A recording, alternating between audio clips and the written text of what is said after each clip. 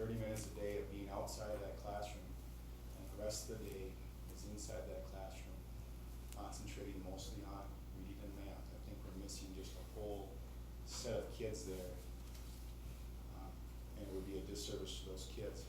I also feel like physical education, art, music, they do affect test scores. The things that I teach in my class go way beyond, lifelong physical fitness. I teach sportsmanship. I teach how to play fair at the elementary level. I teach the power of hard work. Just this last week we implemented a test continuous movement where the kids can't walk for whatever grade level we're in, anyway from 9 minutes to 17 minutes. They got to keep their feet moving. And I have first graders that went all the way up to the 17-minute fifth grade level. They never walked for 17 minutes. And the joy that you see on their face and the sense of accomplishment that you see on their face, I can't help but think they can take that into a state standardized test and not use that hard work and that feeling that they got during that test to help them come through a state standard test. So I would hope that you kind of reconsider that as a possible cut. I know your job isn't easy, but I appreciate you listening to me. Thank you. Thank you, Ron.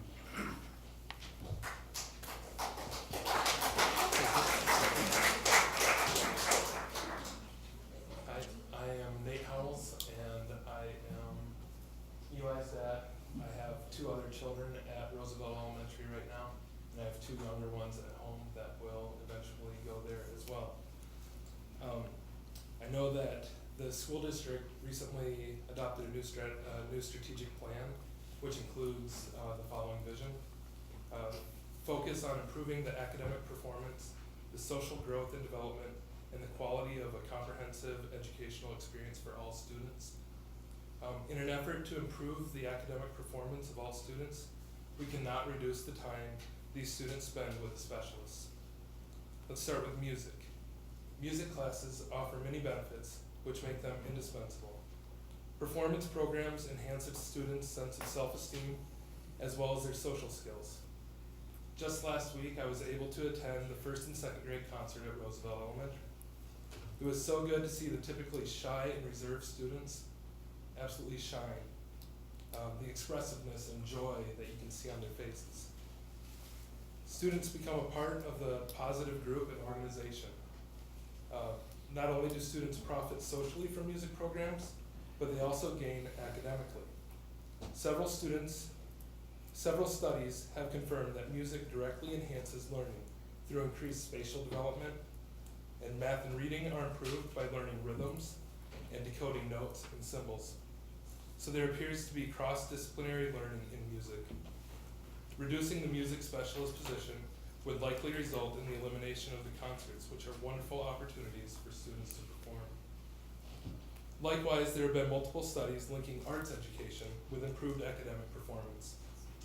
Arts in the schools increase test scores and lower dropout rates.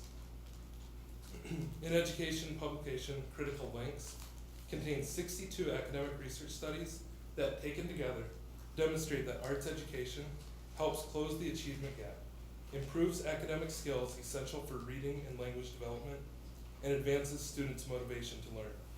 Involvement in the arts is linked to higher academic performance, increased standardized test scores, which are all important right now, more community service, and lower dropout rates. These cognitive and developmental benefits are reaped by students regardless of their socioeconomic status. Students who spend a substantial time in art education are 4 times more likely to have been recognized for academic achievement, are 4 times more likely to participate in a math and science fair, are 3 times more likely to win an award for school attendance, and are 4 times more likely to win an award for writing an essay or poem. While the proposed budget cuts do not indicate a reduction in media specialists, it is likely that students would have their time in media instruction reduced.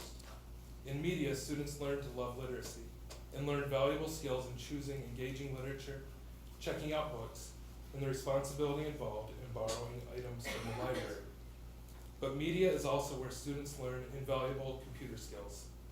These skills will be used throughout their academic careers to complete assignments, do research, and construct presentations. In our troubled economy, information technology jobs are still in high demand. It would be negligent to reduce the students' instruction in this area. Perhaps most concerning is the proposal to reduce the time students spend in physical education. During this economic recession, I recognize the need for the school board to explore every expenditure as you work to balance your budget. And it is nothing new to consider for reduction in physical education. But the goal of physical education is to develop physically educated individuals who have the knowledge, skills, and confidence to enjoy a lifetime of healthful activity. Healthy lifestyle habits, including healthy eating and physical activity, can lower the risk of becoming obese and developing related diseases. One of the major drivers of the current economic recession is high healthcare costs. Now is the time to invest in prevention, not reduce or eliminate obesity and chronic disease prevention programs, such as school physical education. Indeed, physical education represents a critical investment in the immediate and long-term health and productivity of our kids.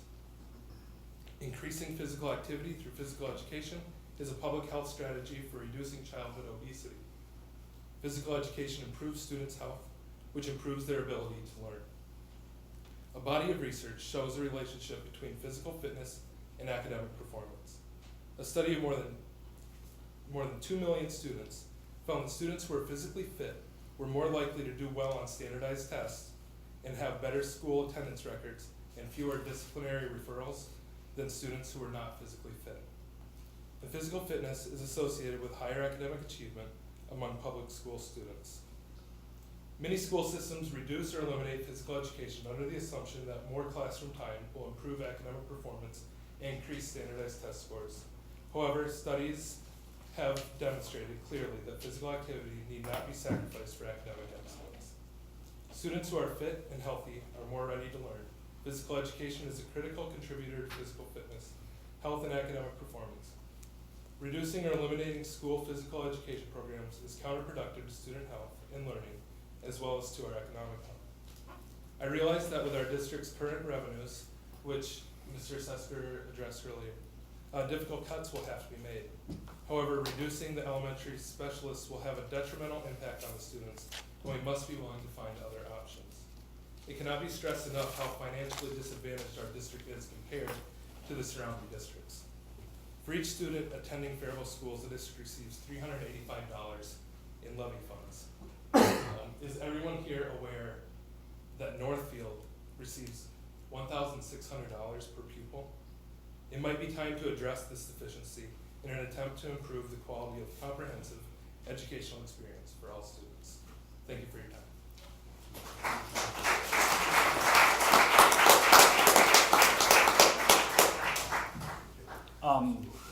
We're over 15 minutes for the specialists at the elementaries, and while I hate to cut anybody off, I want to make sure that anybody else in the room on other topics also have an opportunity to be heard. So for the moment, I'm going to call that topic discussed, but I'll invite other topics to the front. I won't take much of your time. I just wanted to let you know I have another little girl at home who's about to be 2 years old at the end of April, and it would be a tragedy for me to have to pull both of my children out of this district. That's it. Thank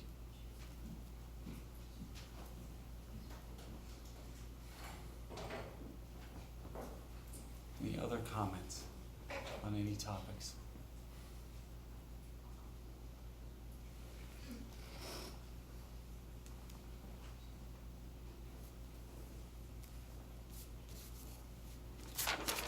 I won't rush. I want to make sure if anybody's gathering up the courage, they have the moment to come up.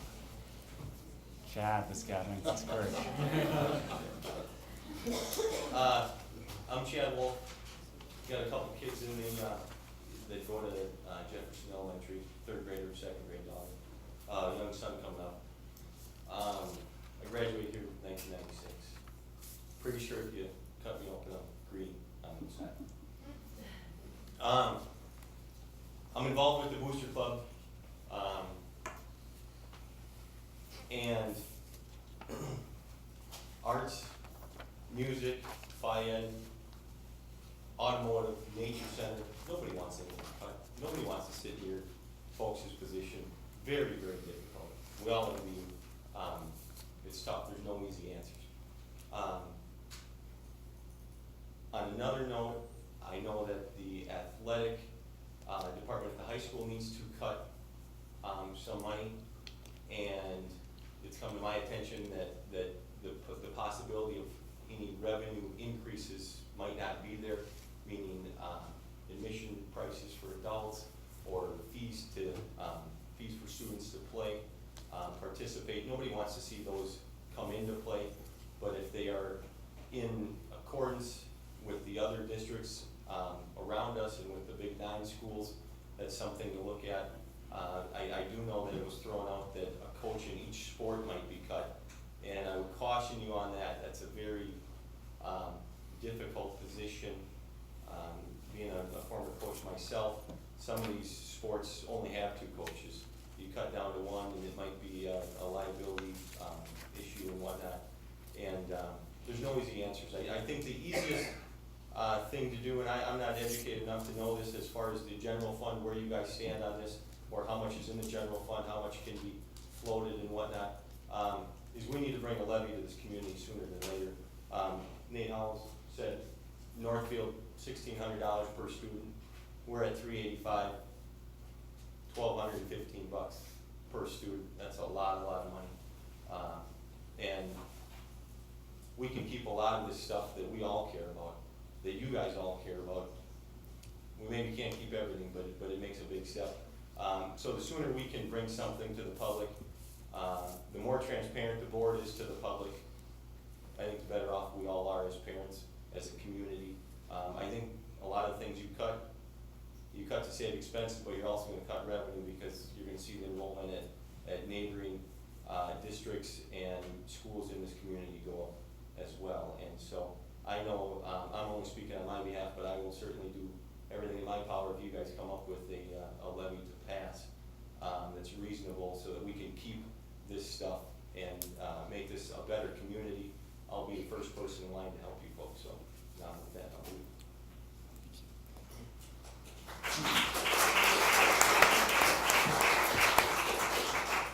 In the interest of full disclosure, Chad was the coach of my daughter's 4th grade basketball team, so he should be given due respect for that. Other members of the community would like to speak at this time.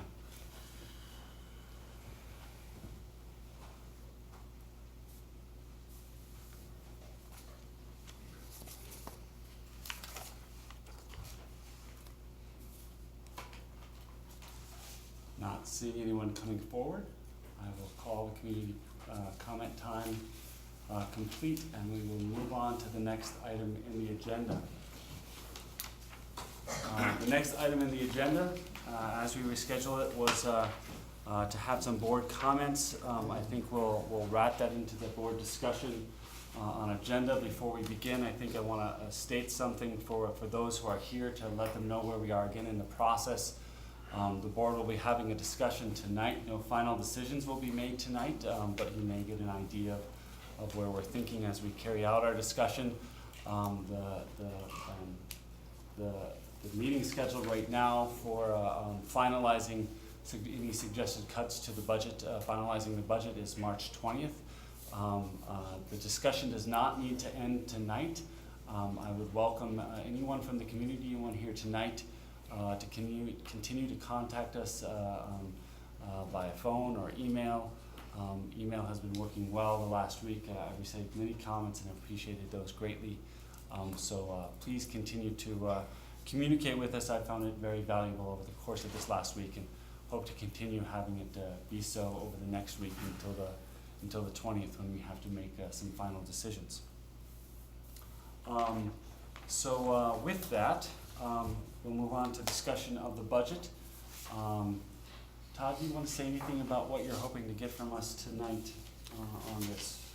Yeah, I guess maybe to start it out, and I think maybe the finance committee has some feedback too that James can talk a little bit about from this morning, but I would like to maybe start off the conversation of talking about fund balance and post-retirement benefits and what that definition is, so people in the public understand that concept. So when you start that discussion, because it was talked about at finance this morning, I think it's important that the public understands that too. Right now, we have about a 12.5% fund balance. That's our savings account. That's our fund balance. It doesn't help us with cash flow, so you're going to see that we're actually going to be borrowing some money, meaning that we don't have enough cash flow to pay the bills, so we're going to have to borrow money. So it's a little complicated to understand, but fund balance is basically the dollar amounts that we have to show in our books that we theoretically have. That's called our fund balance, and we use that fund balance to dictate how much we have in savings, so that if we do run into a shortfall, we can tap that resource. The borrowing is a minor, what I would say a very minor issue in this whole scheme of things. We certainly would have to borrow for cash flow. If the state ever does pay us back that shift, which you're going to start paying back this year, unfortunately I think it's going to be too late, it's not going to be enough, then we won't have to worry about borrowing. But that pay shift just goes to pay that debt that we're going to be borrowing from banks. So with it certainly costs us a little bit of interest, not what I would say a significant amount, but we really need to separate those things. So the first thing we need to know is what that fund balance is. What does 12.5% represent? And Colleen, do you have the exact number? Do you mind just sharing that with us? When we talked this morning at the Finance Committee meeting, we were talking at 12.5% is where we started this year. So I just want to clarify that projections for the end of this year, our fund balance will end up at about 11.2%. So we started the year with about $4.7 million in a fund balance. We're projecting to end up at about $4.4 million, which represents 11.26%. And our policies indicates that we would like to strive to stay at 9.5% for fund balance. For the same reasons that Todd indicated, we do use it for cash flow. You do have to have a rainy day account, just like you do at home, in case your water heater goes out. Well, we have the same situations in the school district. We have facilities that need maintenance. You can never predict what might happen with that. We have special ed students that may move into the district that we would be required to provide services for. We may have to hire staff or pay for transportation for them. So it is very important that we do have some level of savings account to account for those emergency situations. And then maybe at the same time you can talk about the post-retirement benefits, which is a separate account that the district has done a very, very nice job setting aside to pay for post-retirement benefits for staff. Right, our staff in post-retirement do receive an insurance benefit and also receive some type of severance payment based on individual or contract language. And that liability, we pay for it. It's called pay-as-you-go. So every year we budget an amount to pay for those costs for that year. What was required several years ago is that we account for that much like a business would. We're supposed to be setting up a separate fund for this and funding it for the long term, putting money aside so that long-term account can pay for that ongoing cost rather than have it come out of our budget every year. That's a large task. We have about $6.5 million in that unfunded liability. So once we can reach that point, hopefully we can take that money and set it aside. I don't know if the interest would necessarily pay for it in the long term unless rates go up quite a bit. But the thought is that you can set that aside and let the income off of that trust then pay for those costs. You can then take that money out of your budget. And for us, that's about $500,000 to $550,000 every year that we pay for those costs. So we've currently set aside $2.5 million, trying to get to that goal of $6.5 million. And that is set aside in a committed fund. We could pull some of that back or take the expenses for next year and charge that to that fund if we wanted to. But that again is not using fund balance or paying for the costs out of that OPEB savings account is not a long-term solution. It really just becomes a Band-Aid fix for the short term. So to summarize my 2 cents worth with that piece, if you are thinking about pulling money out of the fund balance and you can do the math, we're looking at $1.3 million worth of cuts. You have $4.4 million in the fund balance and $2.5 million, but you can only use $500,000 out of that account. That certainly adds up to much more than $1.3 million. I would never pull money out of that fund unless you were seriously thinking about going for a levy in the fall. Otherwise, when that fund dries up, if it goes, and it can go very, very quickly, if a levy is not passed, you could find yourself in statutory operating debt in a couple of years, very quickly. And that's the last place that you want to be financially for a district. So keep that in mind when you're looking at these things, but those are funds available for some of this to offset some of these painful cuts. I think that this morning at Finance Committee, they asked what level would 10% represent? Let's say that we're at this 11.2 at the end of this year. What if we wanted to take that fund balance down to 10%? We actually then would have to make budget adjustments of about 850,000 versus the 1.3. And what that would do is delay that additional 450,000 into next year. So you're just gonna be pushing it down the road. But if you think that a levy will pass and that's the route you wanna go to really work towards that, that's an option for you to do that. And anywhere in between that 10 and 11.2. Mr. Chair. Please, Chair, question. yes. Colleen, you answered the question I was gonna ask. What is 1% of the fund balance would be roughly $400,000? Correct.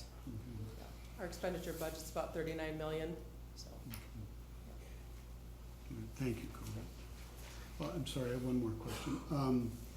You said that the fund balance cannot be used for cash flow? Is It that- can.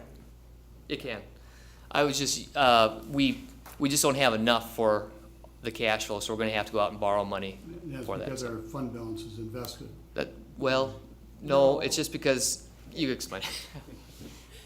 Our fund balance is there, that cash is there, but what's happening is the state aid payments stop about mid-March, and because of the way they meter that out, so we're gonna be using our fund balance to meet all our obligations going through there, and we don't get our tax payments until late May and early June, so May is the problem month for us. We're gonna be very close to zero to meet our bills. Okay, and I think it's important for the public to know that, the Yes. complication of using that fund balance for cash flow, so there is another purpose besides just the rainy day fund. Absolutely, yep, absolutely. That's one of the reasons it's important to have a fund balance. Thank you. What is the percent interest we pay for a short-term borrowing? You'll be approving a resolution to sell those bonds tonight. We're anticipating, they've been selling anywhere from 0.25%, that's 0.0025, to about 0.606%. So it's a very minimal amount. Based on what we have to borrow, it will probably cost us about $8,000 to $12,000, which is significant, but years ago, that used to be much, much higher. And the term for that would be through September, I think we have to pay those back. For the aid anticipation, and then the tax anticipation will go a little bit longer. But we probably are in this for the long haul until the state changes their payment system, which is not, that's most districts in the state are borrowing. We've held off longer than most. Yeah, and I think that's an important point, Colleen, Yes. that fund balance has to date been able to keep us from borrowing in a way that most districts have been, so. Correct. Yeah, it's- most it's districts have saved us started good this chunk of a year and a change half to be 2 able to years do it. ago. Yeah, thank you. James, did you want to update the board at this time about the discussion Here are my notes right here. finance committee had? Everything on this, all my points have been already well discussed. So I won't rehash them, other than to say the role of finance committee is just to hone in on finance. And so we studied the issues just this morning. There hasn't been a lot of time to process it, but this multifaceted approach, I think, it didn't originate there, but we spent a lot of time talking about it. I mean, most of the ideas have been discussed here tonight, so we didn't create anything brand new, but we just thought the idea, rather than just using all cuts to achieve where we are, that it was a responsible action to reduce our rainy day fund. You save for rainy days. This is a rainy day for the district, so we could responsibly reduce our fund balance. And this $500,000+ item, we talked about that, and we felt it was responsible that we could not pursue that, but use that tactic at this time as well. So between the multifaceted approach, we'll be able to not have such an extensive round of cuts, although some cuts are certainly necessary. And then the issue is, are we only kicking the can down the road, which, is clearly something that I don't think any of us think is a good idea. And if we can pass a bond issue, the answer is no, referendum levy. I'm sorry, not a bond issue, a referendum or levy. The answer is no, we would have new revenue coming in.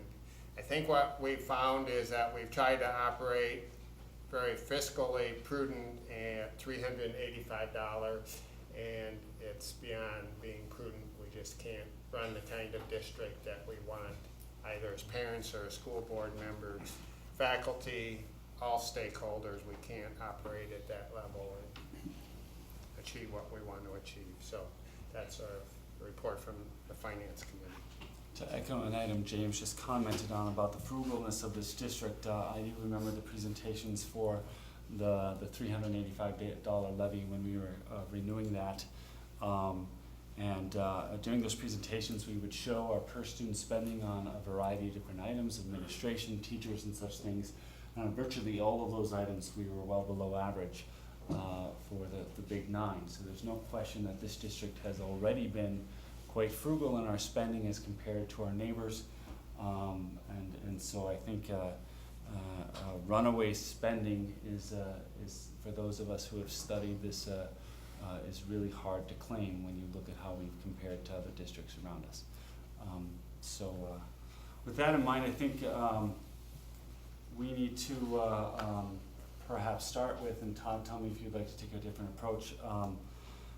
It strikes me that before we have a serious discussion about what items we might or might not want on this list, we should decide on what size of a list we're thinking about, given what our options are. I would rather not choose $1.3 million in cuts if we're not planning on making $1.3 million in cuts. And likewise, I don't think we can make $500,000 in cuts and decide later we want to make 1.3. So that might be the first part of the discussion, to get a feeling from the board on an idea of whether or not we should try to balance this budget, this deficit that we're looking at right now, or if we should use some of our rainy day funds in various fashions to hold us over until perhaps we can raise revenue. And I think it's fair to say that those are our two choices. There's not a third choice of not going for additional revenue and not making the cuts. I think we're at a stage where those are our two choices. Jerry. Jason, just to ask a question. James, is that a recommendation that is coming from the Finance Committee to use part of the rainy day fund, also the set aside for post-retirement and make cuts, so it's a triangular type of process? Yes, that was a motion duly seconded and approved with one no vote. Okay, and also we don't have minutes yet, I understand. for obvious reason, but that action was, that was the action that was taken by the With- finance. with- And we only make recommendations, we don't take action, we make There recommendations. must be a but in here somewhere, because Pauline, There's a hook on that. They would like the board to seriously consider running a levy campaign this fall. Yeah, that was part of the so, motion. okay, To make it responsible, we're gonna do that. thank you. So I would entertain thoughts from the board on how we want to think about proceeding. And just to be clear, particularly with the audience that we have, I don't think anybody's suggesting that there won't be cuts this year by using rainy day funds. The question is whether or not we can mitigate the size of them. So we're not promising anything to anybody that we can't fulfill. Can I add one more piece to consider too? The other part that, and I don't know if it's part of that motion or not, I think it was just discussed, that if you do go for a levy, that if you're going to do that and the levy, you're gonna have to do a what if document, and if that levy fails, you're gonna have to put something in stone that this is what's going to happen in order to balance the budget, because you've taken money out of that general fund. So that was also discussed at that meeting, and it has to be something that you're willing to commit to before you're going to that levy. Jason, one more question. Jerry, please, yeah. The levy discussion and decision is not something we can make tonight, I'm assuming. Well, We can have some discussion I about, think that's true in an official way.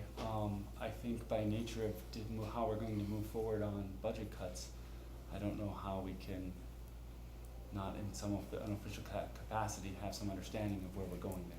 yeah, I think we could certainly have some discussion and good Yeah. idea of what the board's feeling is.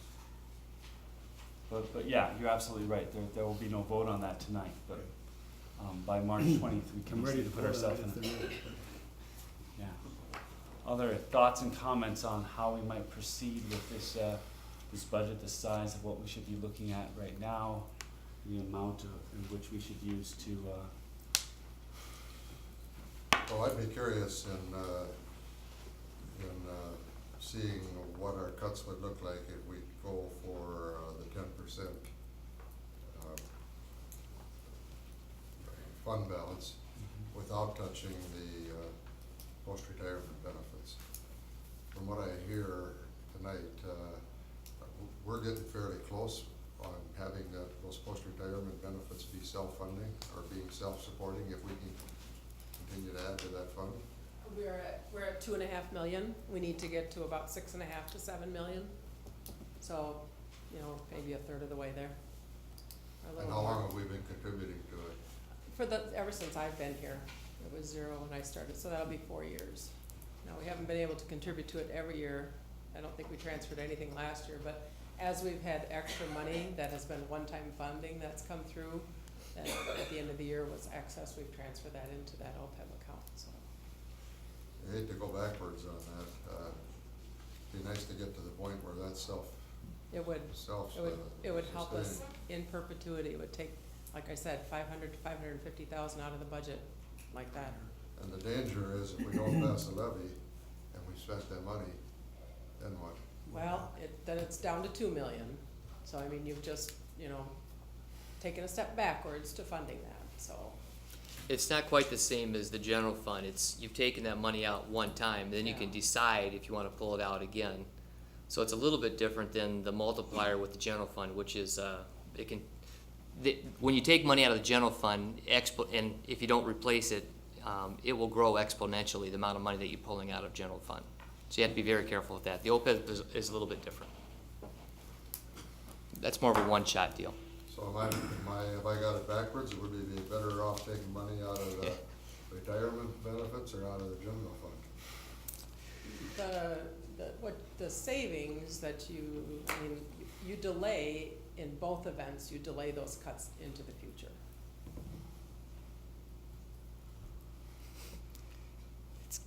So it doesn't make I any don't know difference? if that helps. If you're looking for a recommendation, I would use a combination of both. Okay. Yeah. Richard?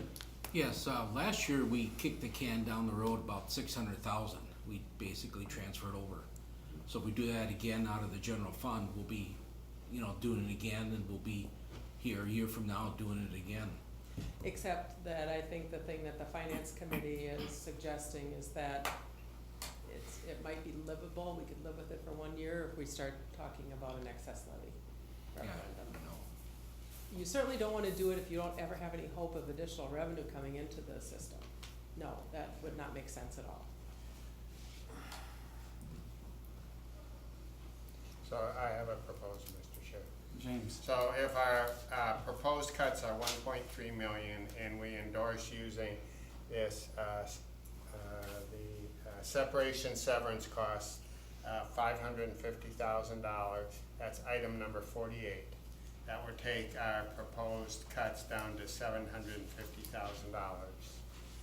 And if we use our fund balance, reduce it from 11.2 to 10.2, that would give us, I said 350,000, it could be 400,000, but let's be conservative, 350,000.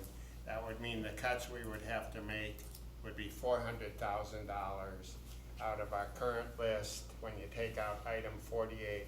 You take the first 51 items and then we added some, but, so it'd be about $400,000 of cuts out of the list of 1.1 million that we had before us. What are the thoughts of the board on that suggestion? Going on the back for the 3x5 car.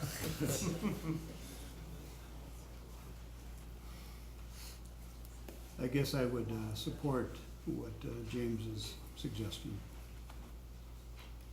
I realize it's kicking the can down the road, and I've heard that in more places than one, but if everybody's kicking the can, somebody's gonna pay attention pretty soon, so. Well, I'm excited to hear that there is some thought, or, some willingness to use some of our fund balance. I'm, reluctant to do so, but I think we're at a point where it's necessary. I'm also reluctant to borrow or take money out of that severance fund. I agree that it's be an ideal thing to get on a self-funding basis, but I think our backs are against the wall here again. There are, at the curriculum committee, I presented a list of some possible cuts for discussion by that committee, and included on my list were the severance money. I didn't include any fund balance. I wasn't sure how what the consequence, the exact numbers would be, or the willingness of others to consider that. There are some other items, and I've got them written down without the corresponding list numbers here, but we could come up with almost $400,000 with some of the cuts that are as far away from the students as possible. The special ed reorganization plan that takes away some things and adds back some things, but I think results in a net reduction of $160,000 in special ed expenditure. There's a good third, or over a third of that $400,000. We had an administrative adjustment for $23,000, the non-renewal or non-filling of a work coordinator at the ALC due to decreased enrollment and so on, the tech clerical, all those things, those totals bring us close to the 400,000. And as a result, would protect some of the things that we've been hearing about tonight, our specialists on the elementary level, retaining our middle school model at the middle school, and protecting a number of positions at the high school. So I think there's some real possibility in this approach. But if I understood comments earlier, and I also am in favor of proposing a levy for this fall, but with some very hard numbers in terms of, this is what we passed, this is what we'll do with it. If you pass this amount, we'll do this. Now, whether there's choices or not, that's all debatable, but I think we have to be very clear with the community what's at stake. All day, everyday kindergarten, some of our literacy efforts, some of our, the special, all the things that were discussed tonight, and then some. All those are on, how can we sustain that? We can't sustain that under our current funding level. Just, there's no way to be done. Richard, thoughts? Well, again, I've gone through this a few times. In 2005, I assisted Sue Nelson in passing the original 385.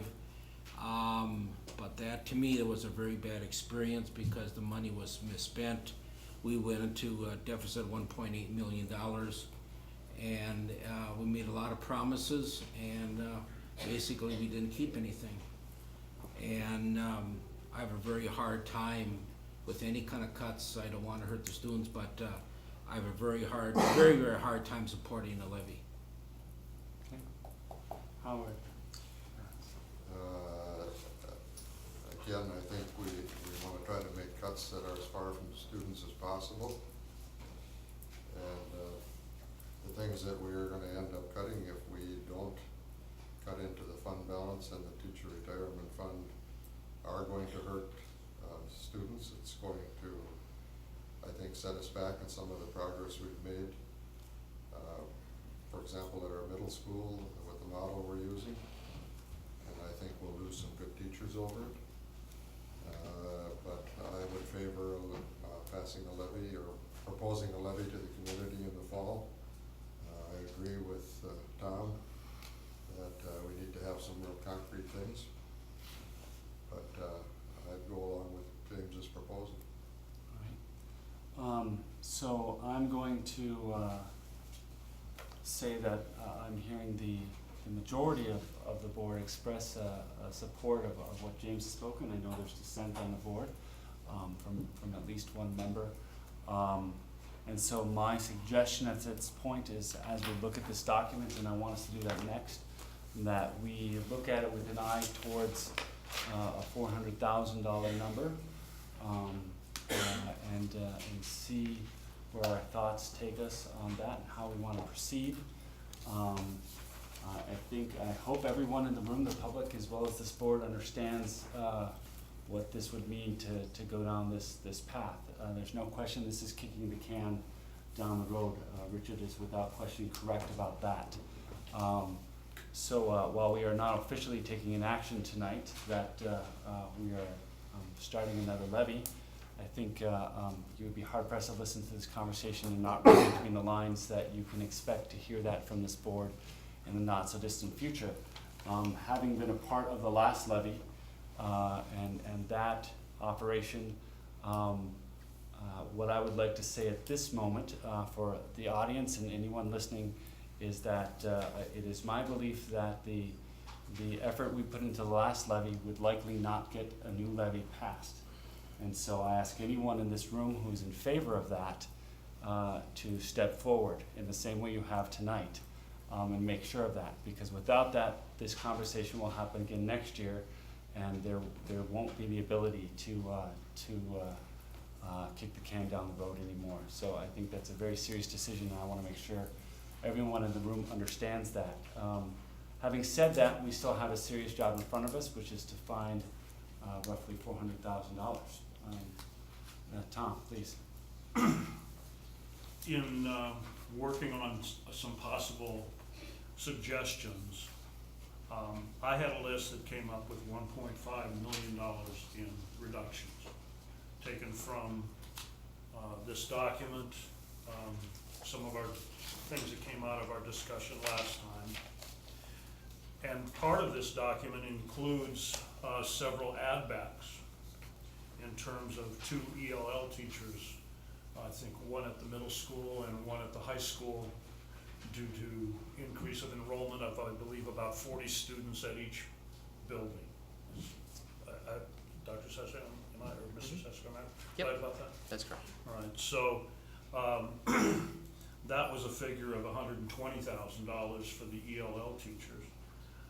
We have the comparable worth item of $35,000 to consider.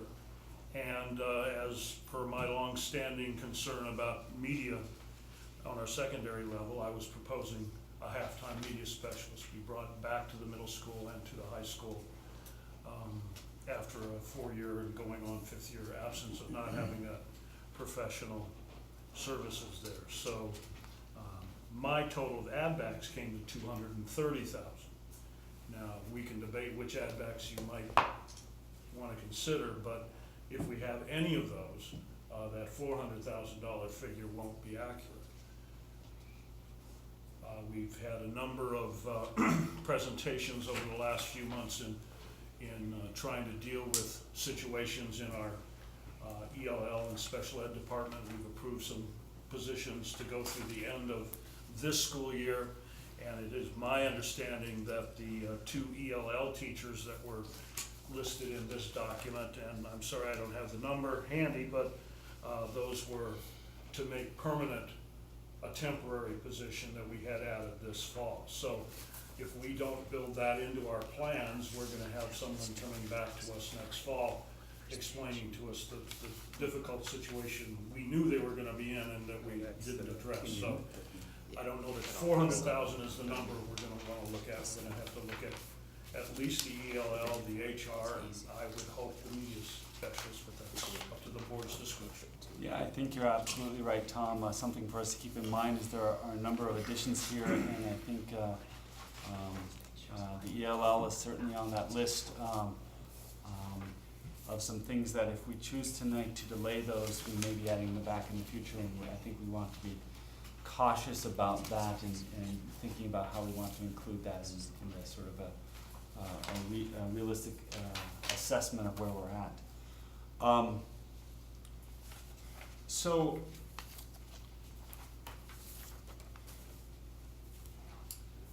I'm trying to think of how to proceed at this moment. We have a list which is obviously much larger than the decisions we have to make at this moment. Would we like to start by highlighting the things that we think are towards the top of that list? The things that we think probably need to be here, the low-hanging fruit, if there is any, and move from there. Does that seem like a reasonable place to start? Jason, when you Jerry. say should be on the list, you're talking about those that should be reduced, Yes, I'm sorry, to clarify, yes. I think not retained. reduced, or or, you know, for instance, looking at the activity fees, you know, that is an additional revenue versus a reduction. So items that contribute to that bottom line number, that probably need to be on here. So, and maybe I'll get the ball rolling here. I think, based upon discussions that we've had, items 3 and 4, and this goes sort of towards, Tom's point of the personnel director, given the study that we just had, the human resources coordinator, and changing that to director of human resources. I'm not sure we have very much choice there without opening ourselves up to a lawsuit, so I think that's probably something we need to have on this list. So. Mr. Chair, I would disagree with you on that. When we eliminated the personnel director back, I think it was 2007, we basically eliminated position and split the duties among a couple people, including the superintendent. So basically what you're doing now, you're just creating a full-time personnel director and with the increase of $35,000, which will actually offset greatly the River Bend by $10,000. So we can pay for the Well, River Bend. Yeah, let's not trade things off at this Okay. moment maybe, but I think I hear your point, Richard, but I think experience has taught us over these years that asking those duties to be shared by the superintendent creates a pretty untenable situation. I think Howard made a really good point at the last meeting that when you include the number of temporary staff, substitute staff, we have something like 1,000 employees in this district, and I think that's a case where you want to make sure that you are taking the human resources aspect seriously, and I think that this moves us towards that direction. And I think I have plenty to ask Todd to do. So you're suggesting though that position stay on the list or is removed from the list of projected cuts? So on this list, there's a cut of the coordinator position and an addition of it. So this is an additional cost. So I'm suggesting we need to cut 435 or so, to be clear. If items 3 or 4 on there, there's actually a net cost there. So maybe we don't reduce anything permanently tonight, but maybe we can start to suggest things and then see where we shake out and then make a firm decision later. Yeah, I'd like to have some sense as we go into the 20th what things we're discussing, what things we still have questions about. And so, since that means we need to cull this list down in some fashion, we need to make some decisions. Just a quick comment on the HR. I think I would be more comfortable adding back the $15,000 if you're, for the attorney fees, if you are considering not doing it the same way.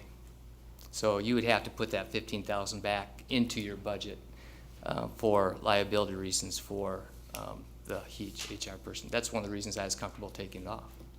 So that's my own opinion. I think that's a pretty good indicator then. I'm gonna support it. So, I put an item out there in hopes of indicating to others items that they would like to have on the list.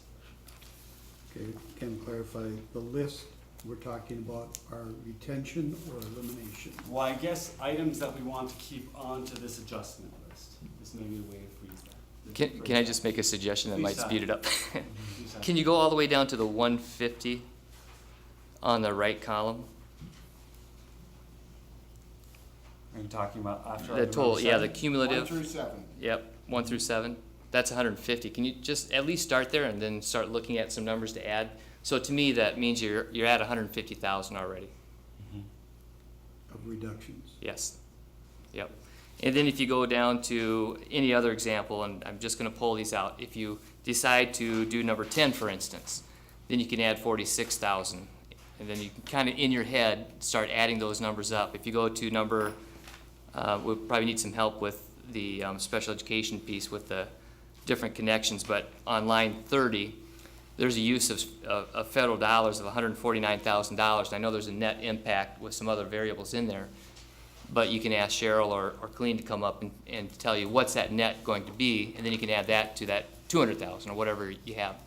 So we could probably get an accumulative as you go through this process to see how close you get to that. So Todd is suggesting that we work through the list. I think I don't know if you're gonna I think make it's a any more reasonable progress. That's suggestion fine. since mine was going nowhere. I say we go with it. Thinking like a physicist. So let's start there with items number 7. Does anyone have a serious concern they would like to raise about these items that they would like to change? We've already talked about items 3 and 4, so I guess assuming outside of items 3 and 4. I would just like a clarification, Mr. Chair, if I can. The $15,000 in staff development, that's where we're at, right? Yes. Number 7. What percentage of the budget is that, Colleen? We currently allocate 41,000 to the buildings, so this would be less than half. Okay, Sorry. thank you. And Todd, can I get a you said numbers 1 through 7, 1 through 7? Yeah. that includes the elementary orchestra? No. No, that would be item number 8 on my list. What list So do we got? we're keeping items 1 through 6 on the list. No, let me show you. Okay. Well, I'm asking if we want to keep all the items 1 through 7 on the list. Oh, you're asking. That's what I'm asking. What is your item 7? My item 7 says elementary orchestra. My item says staff development, so I'm wondering if you guys are working Okay, from then the I'm- old list. Not looking at the newest list, obviously. Thank you. And I apologize, Mr. Chair, It's okay. but I'm confused. When you say list, what is the list constituting? This is the list. No, the one I that- understand that list, but I mean, if So- we're gonna, when you say items 1 through 6, they're 1 through 7. So I have items 1 through 7, which are personnel, and Yeah. learning center, buildings and grounds, staff development. Now, those are going to be eliminated? Well, I'm asking if we want to keep these on the list so that they would be eliminated as Okay, part all of right, the. thank you. If they stay on this list, that means they would be part of the budget reduction. If they are coming off the list, they would not be part of Thank you. the reduction No, I'm clear. or addition. We'll get there. Thank you. Thank you for bearing with us. We should take the straw polls or no? Good luck with the article tomorrow. What's that about sausage being made? So, let's just say, is there anybody opposed to 1 through 7 and move on? Anybody opposed to keeping anything from 1 through 7? We've already had some discussion about 3 and 4. So, yeah, I'm opposed. Okay. I'm opposed to that. Anybody else want to express an opposition to any of those items? When we Okay. get down to a vote, are we voting line by line or the whole thing on Tuesday? Well, I would tell you my preference, I would like us to vote on the whole thing so that we are acting as one on an item and that none of us leave that room sort of being able to pick and choose the things we did and didn't support. That's my own personal preference That's for next Tuesday. for next Tuesday. Tonight's We're just a actually straw voting- poll to see what. Tonight's sort of a straw poll to see where we're at, see what we're thinking about, and see what things we still want to discuss, so. Let's just run through them when there are lots of questions and. Right, and I think a perfectly appropriate response will be here to say we want to discuss something further as well. So let's look at items 8 and 9 and 10 and see thoughts on any of those. So these are all elementary items on the list, including 4th and 5th grade orchestra, the Riverbend Nature Center, and the 1st grade And I paraprofessionals. suggest those are very different kinds of They items. are. Can we just take them one at a So time? let's do number 8. Take off the list. I would not support having it on the cut list. All right. I'd like it off the list. I'd like it off the list. Off the list. Just write 8. All right. Item number 9, the Riverbend Nature Center. Off the list. Off You the can list. drop Off the list. All right. Item number 10, the first grade paraprofessionals. I'd like to have, at least leave it open for further discussion depending on what we might do in items further down the list. Okay, let's do that for the moment, I think that's fine, as an item for future discussion. The specialists at the elementary. Off the list. Off the list. Off the list.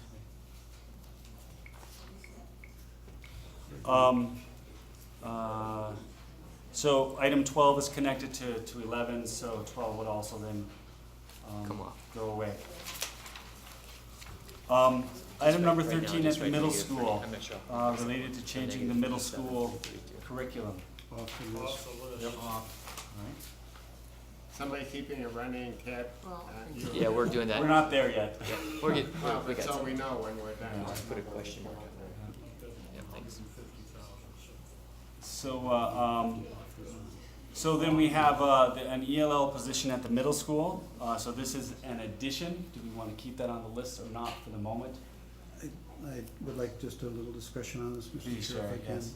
And I brought this up at the work session, and I know that people are projecting some numbers, but if those numbers don't materialize, we have a teacher there.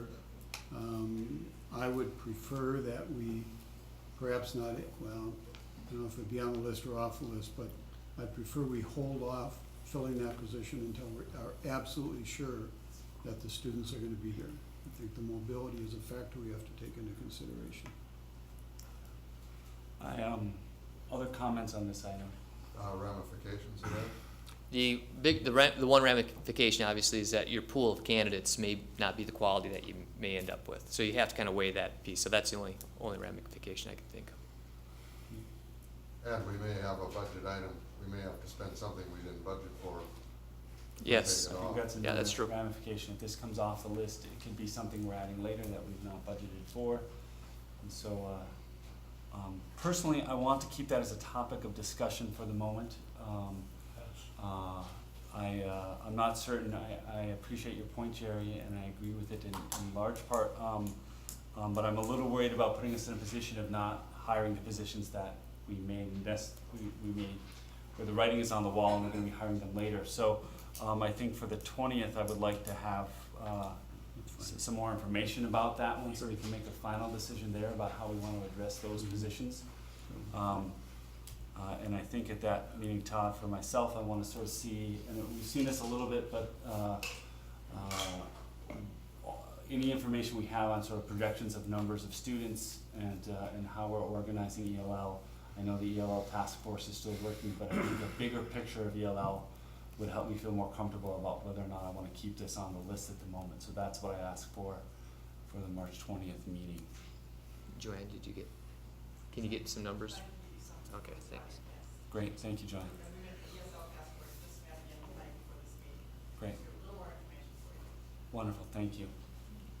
Yes, I was uncomfortable over the past few months in facing the situation with ELL and special ed and the needs that they had, and I realize that not all those are predictable and some arise in the middle of the year and that sort of thing, but I think it'd be prudent for us to at least have further discussion about budgeting. If we don't hire, at least have the budget there so that they could be hired, and if they didn't need to be hired, well, then we can do something more productive with it or retain it in the fund balance or whatever else might be optional. But I don't want to go into next year assuming that we're not going to need to cover some situations during the year and then not having budgeted for that contingency.